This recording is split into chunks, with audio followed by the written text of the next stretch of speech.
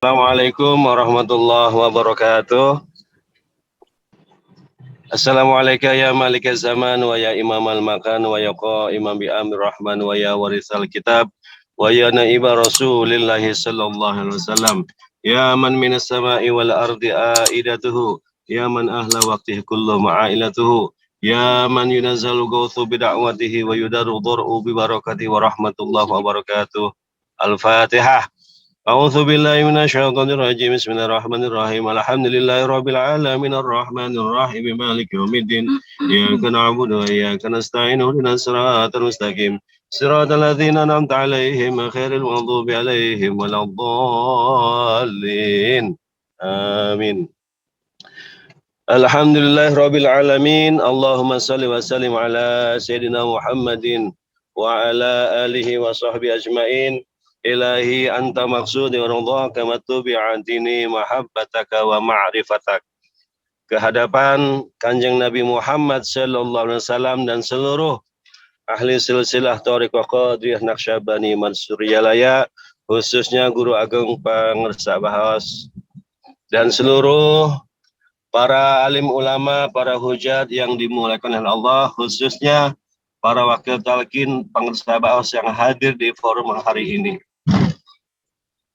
Yang sama-sama kita muliakan para ikhwan, para akhwat yang berkenan mengikuti manaqib online seluruh dunia pada sore hari ini. Mudah-mudahan semua yang terlibat, pemangku manaqib, para ikhwan semuanya, Allah berikan kesehatan yang sempurna, diberikan kebahagiaan dunia dan akhirat, dilancarkan urusannya, dikabulkan hajatnya, dan khususnya untuk akhwat Ibu Kartini Wilis yang hari ini insya Allah akan kembali menuju ke Houston, Texas. Mudah-mudahan perjalanan beliau diberikan kesehatan, keselamatan sampai tiba di tujuan, melaksanakan tugas berat tapi mulia, menemani suami beliau sebagai wakil talqin Abah Awas di wilayah Amerika. Dari mukadimah kitabnya Pangersa Abah Anom di dalam kitab Miftahus Sudur di bab 1 itu membahas tentang 2 zikir yang ada di dalam zikir jahar. Wa amma mahiyatun nafi wal isbat, di sana menjelaskan tentang keutamaan daripada zikir nafi dan zikir isbat. Bahwa zikir yang selama ini kita laksanakan setiap ba'da sholat minimal 165 itu dibagi oleh Pangersa Abah Anom menjadi 2 jenis. Zikir la ilaha illallah itu ternyata 2 komponen yang disebut sebagai zikir nafi, yang kedua adalah zikir isbat. Apakah zikir nafi itu? Zikir nafi adalah zikir peniadaan, zikir pengosongan, atau ini adalah kalimat negasi, kalimat penolakan. Bagaimana bunyi kalimat dari zikir nafi ini? Bunyinya adalah la ilaha, titik. Jadi yang dimaksud dengan kalimat nafi adalah kalimat pengosongan, kalimat peniadaan. La artinya tidak. Ilaha, sesuatu yang bergantung. Ilah, dalam beberapa definisi para alim ulama menjelaskan yang dimaksud dengan ilah adalah sesuatu yang menyebabkan seseorang bergantung akan sesuatu. Sesuatu yang dia berharap akan tersebut. Jadi yang dimaksud dengan la ilaha dalam bahasa Indonesia diartikan tiada, tidak ada Tuhan. Tidak ada sesembahan. Tidak ada ilah yang patut disembah. La ilaha ini adalah kalimat nafi atau zikir nafi. Mengapa ini harus dikosongkan? Karena sesungguhnya kita semuanya itu sering sekali bergantung terhadap sesuatu selain daripada Allah. Di dalam hati kita itu banyak ilah-ilah yang berkeliaran di sana. Apa buktinya? Para wakil talqin suka memberikan contoh. Kalau kita lagi sholat, yang ingat itu bukan Allah. Yang diingat adalah jemuran. Yang diingat adalah kerjaan di kantor. Yang diingat adalah kompor di dapur. Yang diingat adalah hal-hal selain Allah. Dan itulah kenapa kemudian itu hati harus dikosongkan dari selain Allah. Zikir nafi, kalimat peniadaan ini menjadi penting untuk kemudian ditegaskan supaya kita semuanya menjadi kosong hatinya, kosong dari sesuatu yang menyebabkan kita semuanya bergantung selain daripada Allah.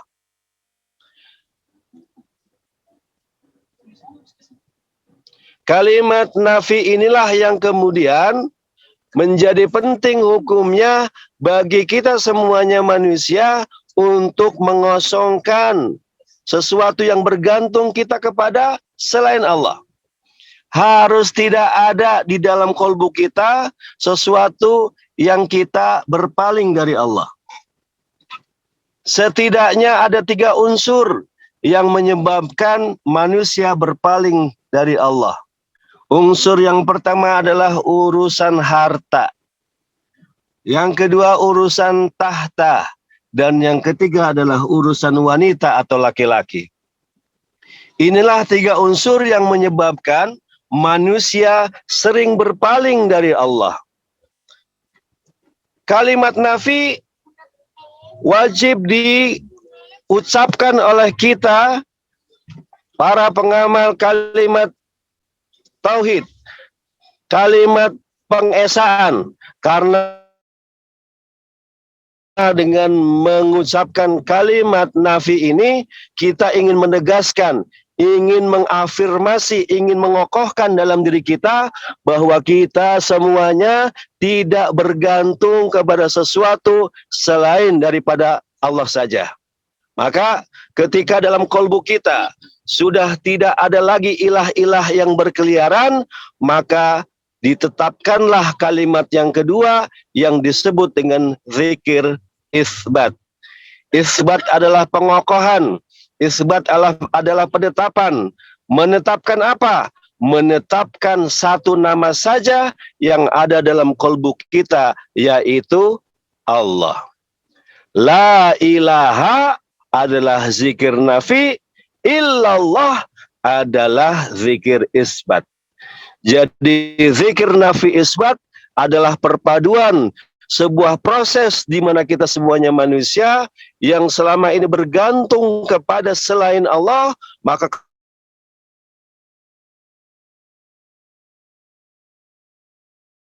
kemudian dihancurkanlah ilah yang satu, yakni hanya Allah, illallah. Zikir nafi isbat inilah yang kemudian menjadi kalimat yang luar biasa, yang bisa mengalahkan dunia dan segala isinya. Ketika Nabi Musa meminta zikir, meminta kalimat yang amalan yang luar biasa, kemudian Allah memberikan kalimat la ilaha illallah diberikan kepada Nabi Musa. Tapi kemudian Nabi Musa protes. Kenapa kalimat ini yang diberikan kepada kami, wahai Allah? Bukankah kalimat ini sudah semuanya pernah sesuatu yang biasa saja?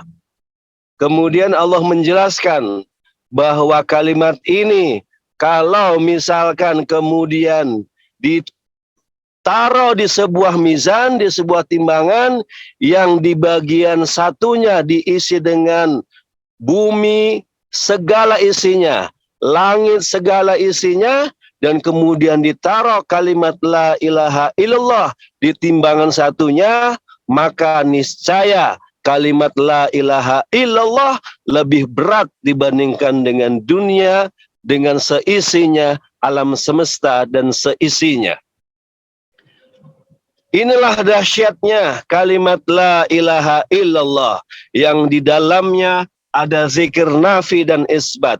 Ada zikir pengosongan, ada zikir yang kemudian penetapan, mengosongkan semua ketergantungan manusia dari selain Allah untuk kemudian hanya bergantung kepada Allah saja.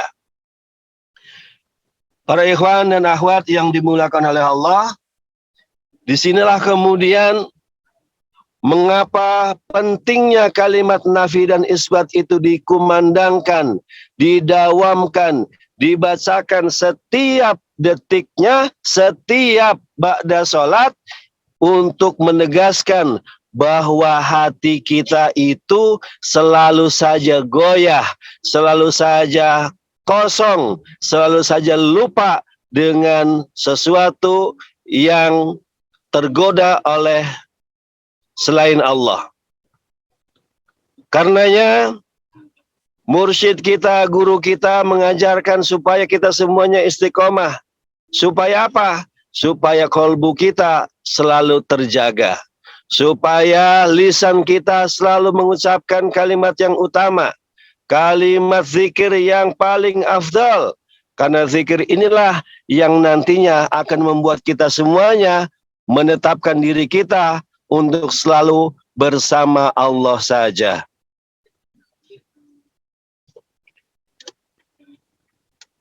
Para ikhwan dan akhwat yang dimuliakan oleh Allah, zikir kalimat nafi dan isbat semuanya sudah sering diucapkan, sudah sering disampaikan, sudah sering dijelaskan oleh para wakil talqin, para alim ulama yang menjelaskan keutamaan kalimat la ilaha illallah. Bahwa orang yang selalu mengucapkan la ilaha illallah itu sudah bisa dipastikan masuk ke dalam surganya Allah. Mangkana akhirih la ilaha illallah dakhalal jannah. Hadisnya mengatakan bahwa barang siapa yang di akhir kalimatnya mengucapkan la ilaha illallah dakhalal jannah. Dalam hadis ini kata kerja yang digunakan oleh Kanjeng Nabi adalah kata kerja past tense. Dakhala dalam bahasa Arab disebut dengan fi'il madi. Fi'il madi adalah bentuk daripada past tense, bentuk lampau. Tapi kenapa kemudian dinyatakan oleh Kanjeng Nabi bahwa orang yang mengucapkan la ilaha illallah dakhalal jannah. Ini untuk menegaskan, menunjukkan bahwa orang yang mengucapkan la ilaha illallah itu dipastikan masuk ke dalam surganya Allah.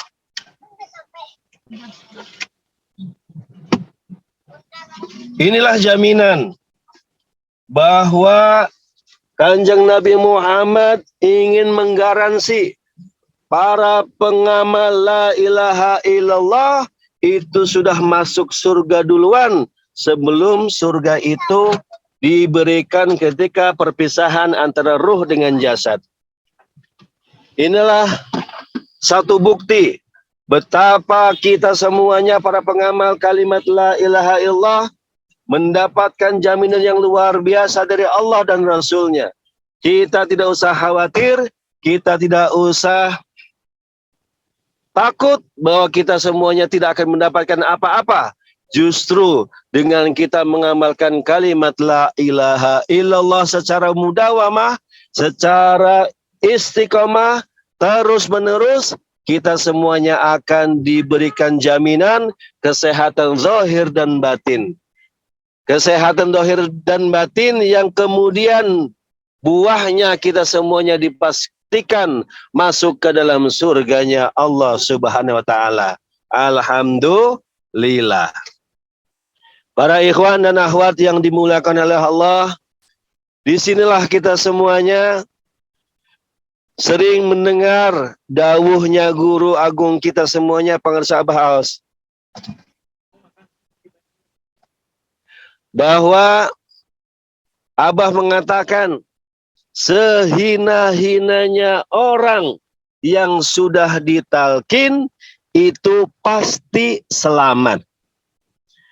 Abah kemudian menjelaskan apa maksudnya ketika orang sudah ditalkin tapi kemudian dia lupa, dia tidak pernah mengamalkan, dia tinggalkan bibit ini, tidak pernah disiram, tidak pernah dikerjakan amaliyahnya secara istiqomah, itu dianggap sebagai orang yang hina.